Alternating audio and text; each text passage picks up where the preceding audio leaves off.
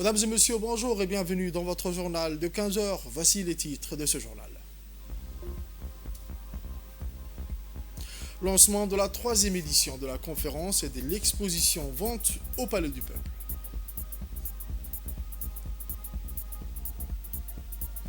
Aux nouvelles mondiales, l'agression israélienne contre la bande de Gaza se poursuit et fait de nouvelles victimes civiles.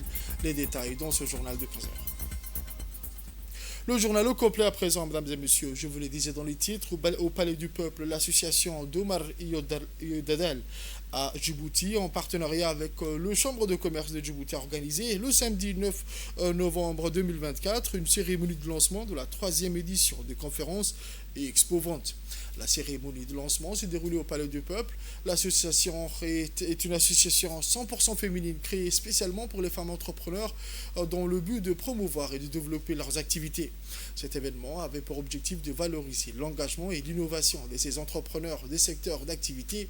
La cérémonie a vu la participation de la ministre de la Femme et de la Famille, Mme Mamouna Ousmane Aden, la secrétaire d'État chargée des investissements et du développement du secteur privé, Mme Safia Mohamed Ali, la ministre de la Jeunesse et de la Culture, Dr Ruben Moumin Assoui, le président du Chambre de commerce, la représentante du PNUD, le président des banques et la présidente de l'association d'Omar Yodadel, ainsi que les femmes d'affaires. Cet événement s'inscrit dans le cadre de l'engagement de l'association d'Omar Yodadel à Djibouti, ainsi que son impact vis-à-vis de l'évolution et de l'épanouissement des femmes dans l'entrepreneuriat à Djibouti et dans les pays régionaux. Et cela se fait à travers des programmes qui intègrent les femmes dans les activités de commerce et de développement en Afrique australe et orientale afin d'améliorer leurs conditions économiques dans la sous-région, ainsi que sensibiliser davantage les femmes aux questions de développement et d'affaires au niveau politique. D'abord, nous sommes très fiers d'être là aujourd'hui parce qu'il est important de soutenir les femmes entrepreneurs et les femmes d'affaires à Djibouti. Financer une femme, c'est 4 à 5 fois moins risqué que de financer un homme. C'est pas moi qui ai fait les statistiques avec le crédit à la BCIMR, c'est une statistique mondiale qui a été créée par qui a été poussée par un très grand homme de la microfinance, que vous connaissez sans doute tous, toutes et tous, qui a fait beaucoup pour le monde et beaucoup aussi pour le développement de l'entrepreneuriat des femmes d'affaires. On écoute les propos respectifs de la présidente de l'association d'Omar Yodadel et de la représentante de PNUD. C'est avec une immense fierté que je prends la parole aujourd'hui pour l'inauguration d'une conférence expo dédiée aux femmes entrepreneurs de Djibouti, organisée par notre association d'Omar Yodadel. Cet événement a un hommage à la détermination et au talent et au travail acharné de ces femmes qui contribuent chaque jour au développement économique et social de notre pays. Avant tout, permettez-moi de remercier chaleureusement nos partenaires sans que cet événement n'aurait pas vu le jour. Grâce à votre soutien, nous avons pu créer une plateforme où ces femmes peuvent exposer leur savoir-faire et faire connaître la richesse de leurs produits et de leur expertise. Vous avez contribué à donner aux femmes entrepreneurs de Djibouti l'opportunité de se faire entendre, de se faire savoir et voir et valoriser leur travail. Merci à vous tous, nos partenaires, pour votre engagement et votre confiance. C'est pour moi une joie de pouvoir participer à cette cérémonie importante qui marque le lancement de la 3e édition de la conférence Expo organisée par les femmes entrepreneurs du Djibouti. Je pense que plus que jamais, on l'a dit, le rôle de la femme est au cœur de l'économie du pays et d'autant plus quand elle est une femme entrepreneur. Nous savons que c'est le secteur privé qui crée les emplois, c'est le secteur privé qui est le moteur de la croissance et quand c'est les femmes qui sont à la clé de ce secteur privé, il ne peut que s'amplifier et se diversifier. Donc au-delà d'être entrepreneur, la femme entrepreneur apporte sa touche féminine. Je pense qu'on est tous d'accord là-dessus. Elle apporte sa sensibilité, elle apporte son intuition, elle apporte sa résilience, elle apporte sa persévérance, elle apporte sa patience. Et je pense que vous devez vous applaudir, mesdames, pour ces efforts que vous faites. On écoute à présent les dires du président du Chambre de commerce, M. Youssouf Moussadawale. C'est avec un immense honneur et un grand plaisir que je prends la parole aujourd'hui pour vous souhaiter la bienvenue à l'occasion de la 3e édition de la conférence Expo-Vente des femmes entrepreneurs djiboutiennes. Aujourd'hui, vous êtes les véritables moteurs du développement économique de Djibouti. Votre travail, vos idées, vos innovations contribuent au développement rayonnant de notre pays et à la prospérité de notre nation, mais également à l'émancipation et à la valorisation du rôle de la femme dans la société djiboutienne. En tant qu'institution centenaire qu'est la Chambre de commerce, les entreprises ont le soutien indéfectible et l'essor du développement du secteur privé. Nous sommes très fiers d'accompagner cette association conduite par des femmes et pour des femmes pour un développement durable. Cette conférence, l'exposition vente qui se tiendra pendant 3 jours consécutifs d'aujourd'hui au 11 novembre, ici au Palais du Peuple, mettra en lumière des produits, services créés par nos femmes entrepreneurs, illustrant la diversité, la richesse de l'ingéniosité djiboutienne. Elle est essentielle et chacun prend ou prenne le temps de découvrir ces créations, d'encourager ces initiatives locales et de soutenir les projets qui participent à l'essor de notre nation. Je remercie chaleureusement et félicite les participantes conduites par la présidente de Doumare Yedidal, Mme Choukri, les partenaires et les sponsors de tous ceux qui, de près ou de loin, ont contribué à l'organisation de cet événement. Voici ensuite la secrétaire d'État chargée des investissements et du développement du secteur privé, Mme Safia Mohamed Ali Gadile, qui a profité de cette occasion pour féliciter l'association. C'est un grand honneur d'être aujourd'hui pour une journée très importante, d'être parmi vous.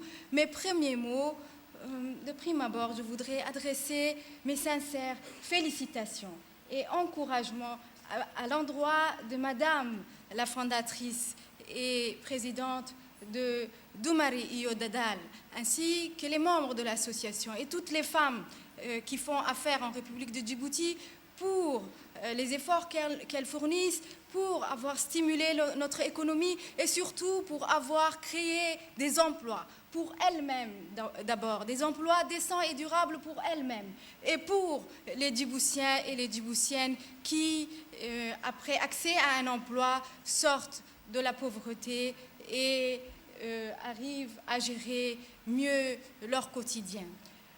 Je dois vous dire que le secrétariat d'État a été créé en 2021 par Al-Hajj Ismail Omar Guelleh dans l'objectif d'éliminer toute difficulté que connaissent les investisseurs en République de Djibouti.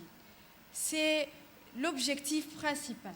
Aujourd'hui, je voudrais vous dire qu'au sein du secrétariat d'État a été créée une cellule d'accompagnement des porteurs de projets, des porteurs de projets économiques qui connaissaient auparavant des difficultés liées au foncier, les difficultés liées au financement, des difficultés liées à l'obtention des autorisations pour exercer des activités réglementées.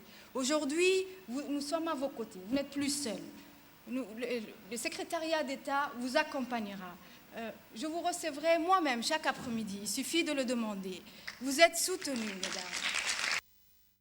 Ensuite, les propos de Mme Mona Ousmane Aden, la ministre de la Femme et de la Famille, qui s'y réjouit de cette journée. Chers entrepreneurs, chères femmes, chers amis, je voudrais d'abord, à mon nom personnel et au nom de toute l'équipe présente ici, féliciter cette initiative, encourager ce type de réflexion et de rencontre et surtout soutenir cet engagement auprès de nos jeunes dames présentes aujourd'hui pour tous ces efforts fournis. Aujourd'hui, nous avons un premier pas de départ, de cohésion, de synergie et il faut, je pense, aller de l'avant. Je félicite également les initiateurs, les organisateurs, les organismes de parrainage de notre conférence d'aujourd'hui, qui constitue, à mon sens, le début d'un mouvement en pleine effervescence dans notre pays, celui de l'épanouissement de l'entrepreneuriat féminin et des jeunes.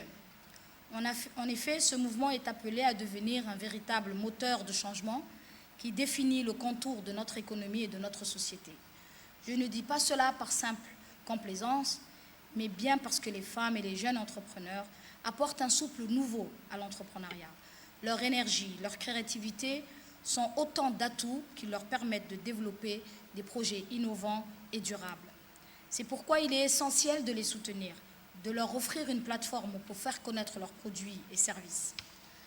En mettant en lumière le travail des femmes et des jeunes entrepreneurs, nous souhaitons que cet atelier inspire également de nouvelles vocations, en se montrant que l'entrepreneuriat est à la portée de tous, quel que soit l'âge ou le genre. Nous aimerions aussi que cet atelier soit une occasion propice aux échanges et aux collaborations et qu'il fournisse l'opportunité de créer ainsi un réseau dynamique où les idées se partagent et les projets se développent. L'exposition qui se tient parallèlement à cette conférence illustre le soutien des femmes et des jeunes entrepreneurs à l'économie djiboutienne en encourageant notamment la consommation des produits et services locaux, créant ainsi une boucle vertueuse.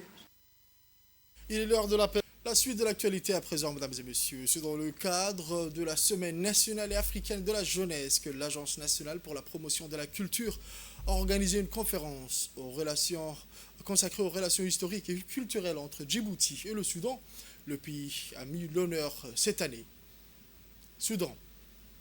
Le 3 novembre dernier, à l'auditorium du département de la Bibliothèque nationale, sous le patronage de la ministre de la Jeunesse et de la Culture. La conférence, placée sous le thème de la paix et du dialogue interculturel, a accueilli les figures diplomatiques de premier plan, à savoir l'ambassadeur du Soudan à Djibouti et l'ambassadeur de Djibouti au Soudan. C'est le professeur Dr Youssouf Ali, universitaire et expert en histoire, qui a animé cette conférence en retraçant les multiples dimensions des relations bilatérales djibouto-soudanaises. Dans son intervention, Dr El Raya a mis en lumière les interactions historiques marquées par des échanges culturels et religieux qui ont forgé un socle solide de fraternité et de coopération entre les deux pays. Il a également souligné les contributions conjointes de Djibouti et du Soudan aux initiatives de paix et de stabilité dans la région de la Corne d'Afrique. La conférence s'inscrit dans une démarche plus large visant à mettre en avant l'importance du dialogue interculturel dans le renforcement de la paix régionale.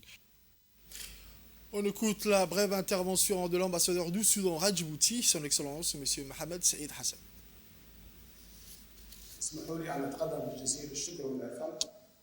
De son côté, l'ambassadeur de Djibouti au Soudan, Kher Roble, exprimé sa profonde gratitude à la ministre de la Jeunesse et de la Culture pour son soutien à cette initiative unique, tout en saluant l'excellente préparation et l'organisation de l'événement. Le diplomate djiboutien a insisté sur l'importance capitale du thème de la conférence, qui met en lumière les liens culturels forts entre les deux pays frères, à savoir la République de Djibouti et la République du Soudan. En évoquant ces relations, l'ambassadeur Roble a rappelé que ces liens sont aussi anciens que le temps lui-même, nourris par des échanges historiques et culturels d'une grande profondeur. C'était l'ambassadeur M. Issa Kher Roble. On écoute à présent l'ambassadeur du Soudan à Djibouti, M. Mohamed Saïd Hassan.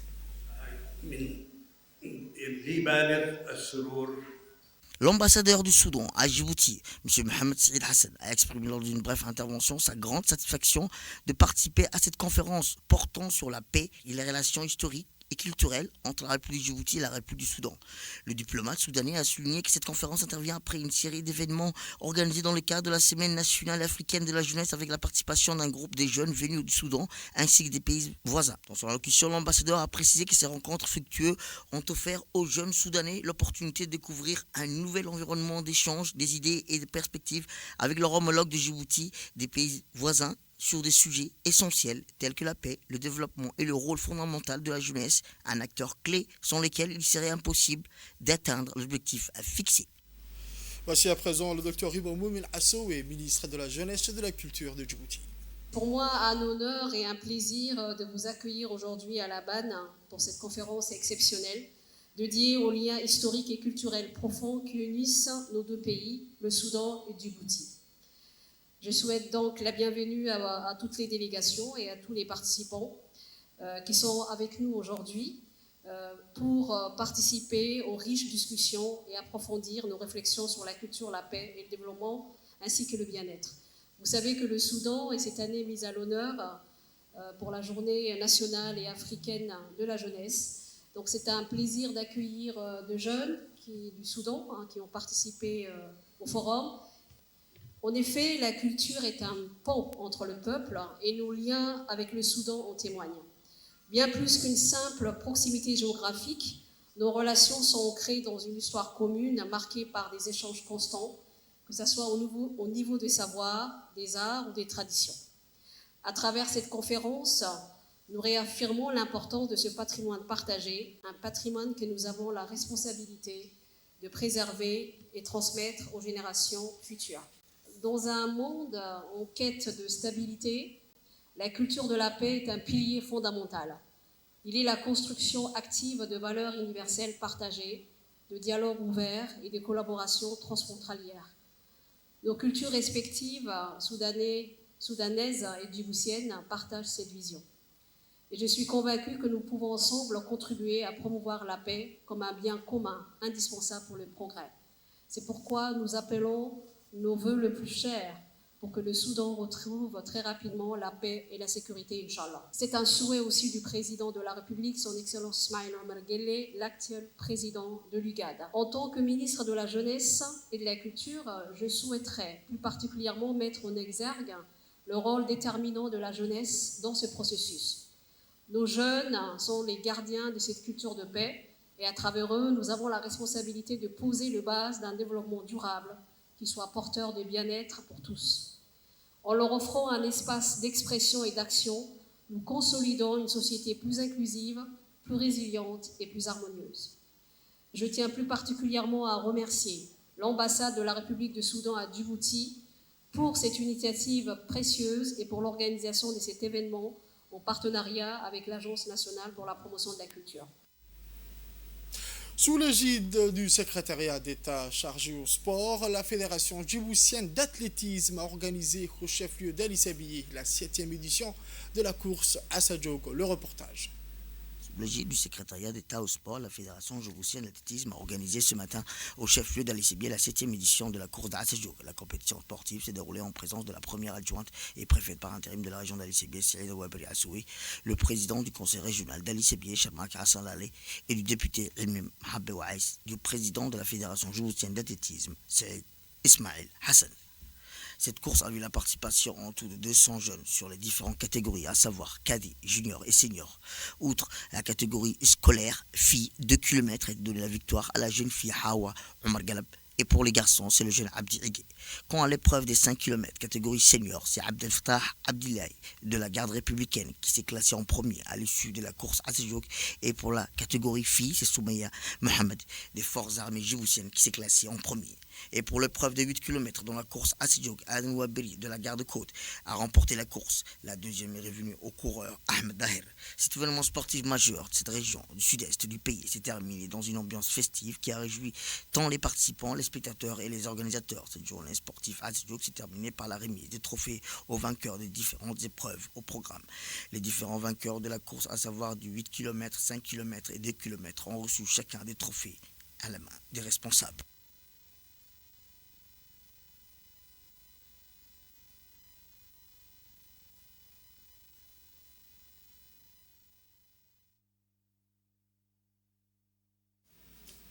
Le président de la Fédération djiboutienne d'athlétisme, M. Saïd Ismail Hassan, a indiqué dans une brève déclaration que cette 7e édition de la course annuelle d'Ali Sabié a été organisée avec la participation de nombreux jeunes de la région. Il a précisé que cet événement suscite un grand intérêt auprès des jeunes et a exprimé sa gratitude envers les autorités locales émises par les unités militaires de la région pour leur participation active et le rôle crucial dans le succès de cette édition. De son côté, le député Elmi Mahabbe Waïs a exprimé sa grande joie de participer à cette édition du marathon. Le président du conseil régional d'Ali Sabié, M. Chamak Hassan Laleh, a salué l'excellente organisation de cette course qui s'est déroulée dans des conditions idéales Il a également profité de cette occasion pour féliciter la Fédération djiboutienne d'athlétisme, organisatrice de cet événement annuel, et ce, avec la participation de nombreux jeunes de la région. Le président du conseil régional souligne également l'importance de la présence du célèbre athlète djiboutien Roble Jama lors de cette 7e édition de la course annuelle d'Eli Sabié. Autre actualité de ce journal, dans l'optique de la promotion des activités physiques et sportives pour tous, le secrétariat d'État chargé des sports, par le biais de la sous-direction régionale, agit et organise la 2e édition du tournoi interservice, un événement sportif qui a rassemblé 14 équipes issues des diverses... Le tournoi est devenu un rendez-vous incontournable, promouvant non seulement la compétition, mais aussi l'esprit d'équipe et la camaraderie entre les différents corps de service. L'événement s'est déroulé sur le mythique terrain de Harak, un lieu emblématique qui a été le théâtre de nombreuses rencontres sportives.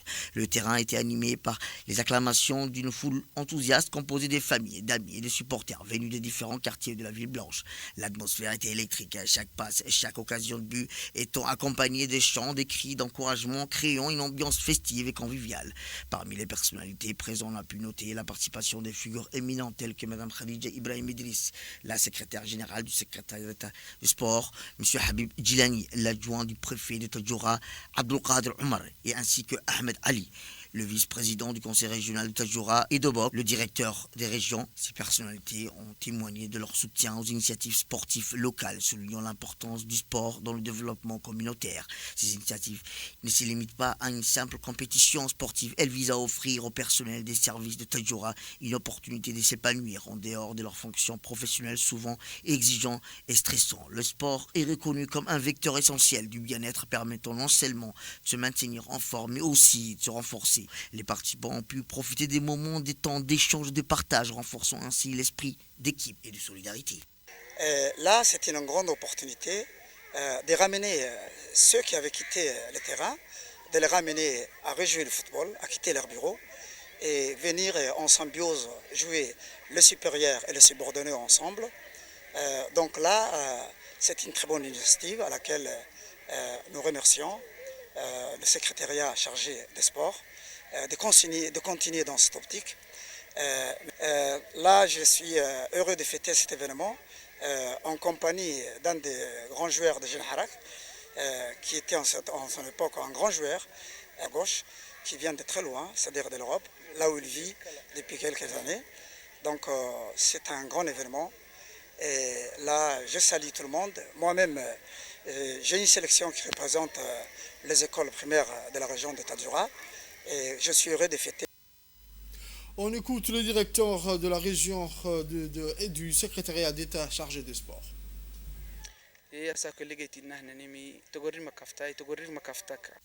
Dans une interview, Omar Hassan Abdillahi, directeur de région, a exprimé sa profonde satisfaction concernant la 2e édition du tournoi interservice de Tadjoura. Il a chaleureusement félicité les organisateurs pour leur travail acharné, leur dévouement, soulignant que cette édition a été une véritable réussite sur tous les plans. Selon lui, l'engagement et la passion des participants ont été palpables. L'événement a su rassembler la communauté autour des valeurs du sport. M. Omar Hassan Abdillahi a également profité de cette occasion pour aborder l'importance du sport dans la lutte contre les fléaux qui affectent la santé de la jeunesse et de la population en général. Il a déclaré que le sport et le bien-être, plus qu'une simple activité récréative, c'est un outil puissant dans la lutte contre les problèmes de santé tels que l'obésité, les maladies cardiovasculaires et les troubles mentaux. En encourageant les jeunes à s'engager dans des activités sportives, nous leur offrons, a-t-il dit, non seulement un moyen de rester en forme, mais aussi une alternative saine aux comportements néfastes. Le directeur a souligné que les défis auxquels la jeunesse est confrontée aujourd'hui, notamment la sédentarité, l'influence des technologies modernes, rendant autant plus crucial le développement des initiatives sportives. Il a insisté sur le fait que le sport favorise non seulement la santé physique, mais contribue également au bien-être mental et social des individus. Au nouveau mondial à présent, je vous le disais dans le titre, à Gaza, 14 morts dans une frappe sur une école. Les détails avec Samatar. À Gaza, une école gérée par les Nations Unies, transformée en refuge pour personnes déplacées, a été attaquée par une frappe israélienne. Au moins 14 personnes ont été tuées et des dizaines d'autres ont été blessées. L'armée israélienne a déclaré que le bâtiment situé dans le camp des réfugiés de Shati, à l'ouest de la ville de Gaza, était utilisé par la résistance du Hamas pour planifier et exécuter des attaques contre Israël. Le contingent a également indiqué qu'elle avait pris des mesures pour limiter le risque des blessés et des civils, notamment en utilisant des munitions précises et en recourant à la surveillance aérienne. Les Nations Unies ont déclaré en septembre qu'environ 85% des écoles de Gaza avaient été touchées ou endommagées et que de nombre d'entre elles nécessitent d'importants travaux de reconstruction pour pouvoir fonctionner à nouveau. Les États membres de l'Union européenne planchent sur un projet de navire de combat de nouvelle génération. Le reportage, toujours avec Samatar Saïd Yassine. Les États membres planchent sur un projet de navire de combat de nouvelle génération. Les ministres de la Défense de l'Union européenne se réuniront à Bruxelles le 19 novembre prochain pour évoquer ce dossier. Une corvette européenne pourrait être bientôt voir le jour. À Paris, le salon aéronaval s'est achevé sur un espoir de coopération renforcée en matière de militaire au sein de l'Union européenne. Selon l'Agence européenne de la défense, les États membres ont commencé à travailler sur la construction d'un navire de combat de nouvelle génération d'ici 2040. Les ministres de la défense de l'Union européenne se réuniront à Bruxelles le 19 novembre prochain pour évoquer ce projet. En Italie à présent, l'Italie envoie un second navire de demandeurs d'asile en Albanie. Un navire de la marine italienne transportant des migrants expulsés de Rome est arrivé au centre de traitement des demandes d'asile situé dans la ville albanaise de Shingin. Ce transfert marque le deuxième déplacement des migrants de l'Italie vers l'Albanie, dans le cadre d'un programme où l'Albanie s'engage à accueillir des milliers de demandeurs d'asile pendant que l'Italie examine leurs dossiers. Cet accord suscite des critiques de la part des groupes de défense des droits de l'homme. Ils voient un précédent dangereux. Ils craignent que de telles mesures délocalisées compromettent les droits des demandeurs d'asile en externalisant leur traitement hors de l'Union européenne. Cette décision a été fermement condamnée par la première ministre italienne. C'est tout pour ce journal de 15h, mesdames et messieurs. Merci à vous de l'avoir suivi et restez avec nous pour la suite du programme sur Télé Djibouti.